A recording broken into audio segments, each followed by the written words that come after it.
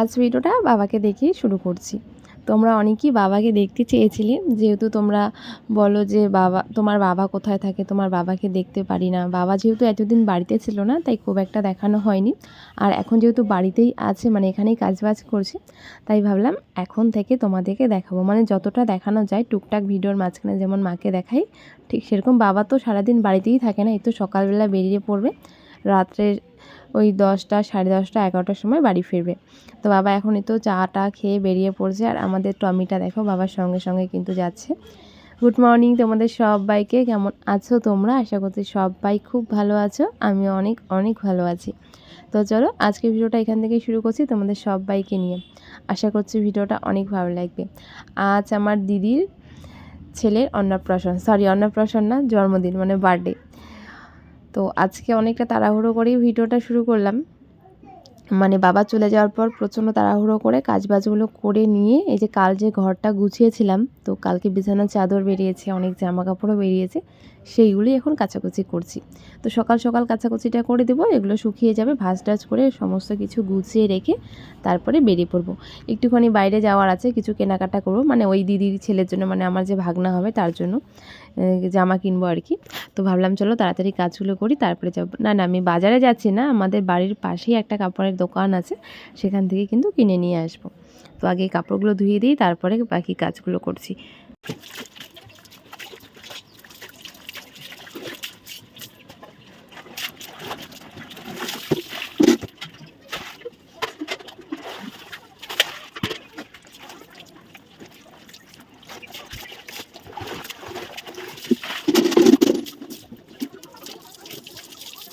ঘরে থেকে কিছুতেই বেরোবে না।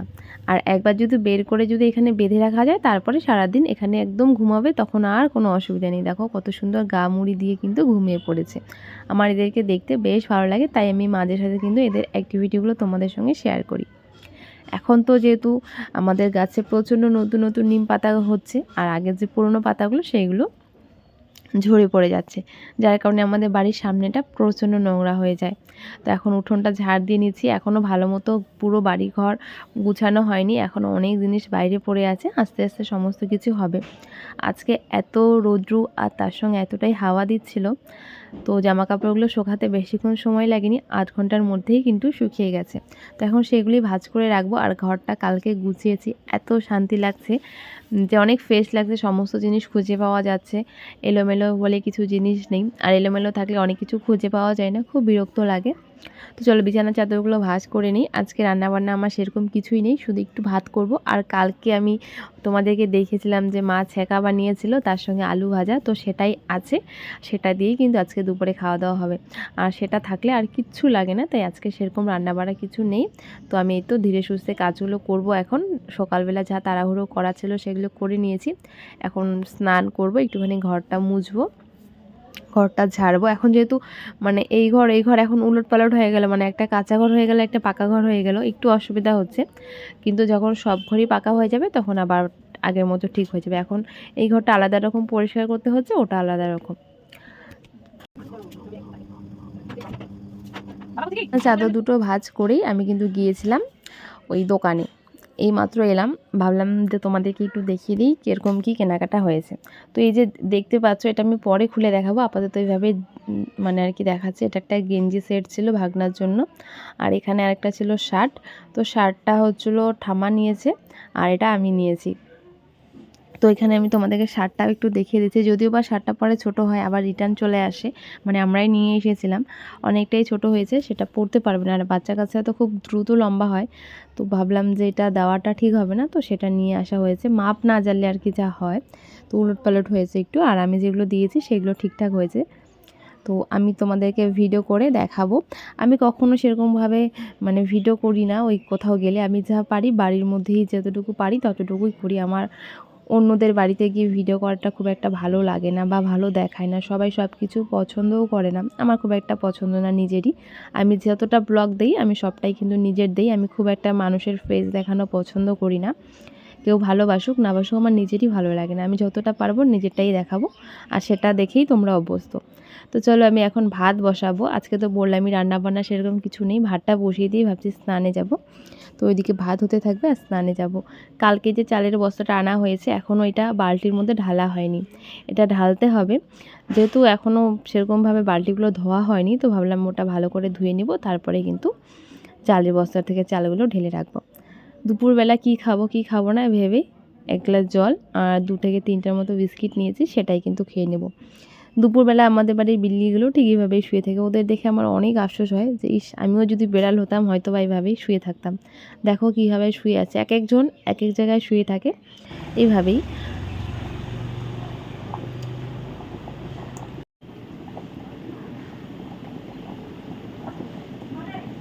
আমার দুপুরের কাজ করতে করতে মা চলে এসেছে বাজার নিয়ে। এখন বাজারে গুছিয়ে রাখবো, ঘরটরগুলো একটু ঝাড় দেবো। আর এই যে বালিশটা দেখছো, সেটা পাকার মধ্যে বালিশটা বিছিয়ে আমি কিন্তু শুয়েছিলাম। তো এখন এই যে সবজিগুলো এনেছে, মা এনেছে এখানে বটবটি, সজনে, আলু, বেগুন, শিম, পটল, করলা, তারপর টমেটো, এগুলোই এনেছিল আর কি। তো আজকে তো এগুলো রান্না হবে না, মা হয়তো বা রাত্রে করবে, দুপুরে আমার আপাতত হয়ে যাবে। এখানে রয়েছে ছেঁকা আর তার সঙ্গে আলু ভাজি, তো এটা দিয়ে খেয়ে নিয়েছি। তো দেখো আমি এখন তোমাদের জামাগুলো একটু ভালো করে দেখাচ্ছি, মানে খুলে। এখানে রয়েছে ছোটো ভাগনার জন্য, বার্থডেটা যে হচ্ছে সেটা বড় ভাগনার। এই যে এখন যেই কালারের জামাটা দেখতে পারছো, হালকা সবুজ কালারের মধ্যে, আর এই যে এটা আকাশি কালারের, এটা ছোটো ভাগনার জন্য, মানে দুজনের জন্য দুটো জামা নেওয়া হয়েছে। ভাবলাম কালকে তো ঘর গোছানো হয়েছে, এগুলো মোছা হয়নি, অনেকটা মানে সময় লেগেছে কালকে। আজকে এখন এগুলো মুছে কুছে রাখবো। স্নান করেছি, তার আগে স্নান করেছি শ্যাম্পু দিয়ে, কিন্তু ওখানে যাওয়ার আছে, তাই শ্যাম্পু দিয়ে স্নান করে নিয়েছি। আর এখন চুলটা একটুখানি শুকিয়ে নিব, তারপরে কিন্তু রেডি শেডি হয়ে আমরা বেরিয়ে পড়ব। আমি আর আমার ঠামা যাব, আর আমার পিসি বাড়ি এখান থেকে খুব একটা দূর না, ওই 10 থেকে 15 মিনিটের রাস্তা। চলে যাব, হাঁটতে হাঁটতে চলে যাব, নয়তো টোটো করে চলে যাব।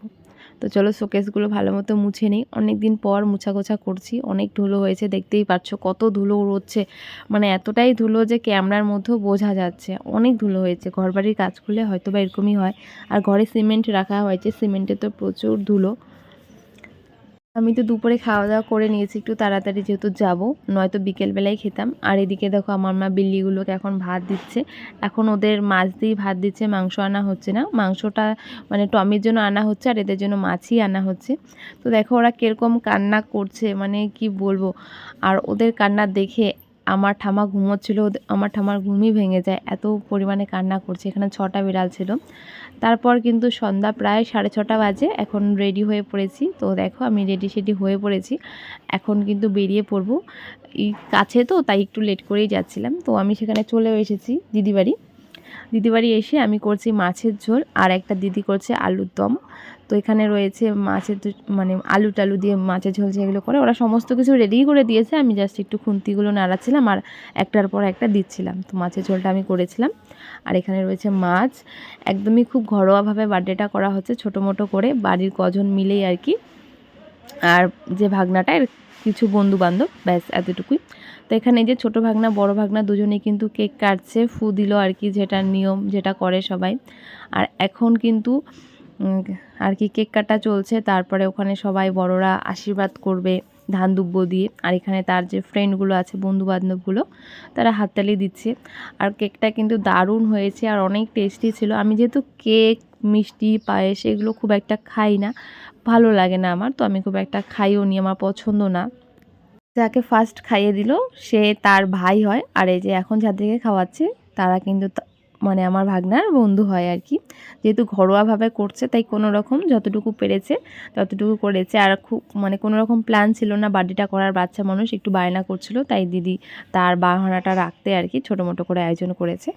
আর ছিল আর কি, মেনুতে ছিল লুচি, পায়েস, ছোলার ডাল, আলুর দম, মাছ, ভাত, তারপরে পাঁপড়, চাটনি, মিষ্টি, এইগুলোই যা যা থাকে, তো সেগুলোই ছিল। তারপর আমরা রাতটা সেখানেই ছিলাম, অনেকটা রাত হয়ে যায়, টোটো পাচ্ছিলাম না বলে সেখানেই ছিলাম, আর আসিনি। তারপরে আজকে সকালে বেরিয়ে পড়েছি, সকাল সকাল বুনু এখানে আমাদেরকে এগিয়ে দিতে এসেছে। চলো সবাইকে টাটা।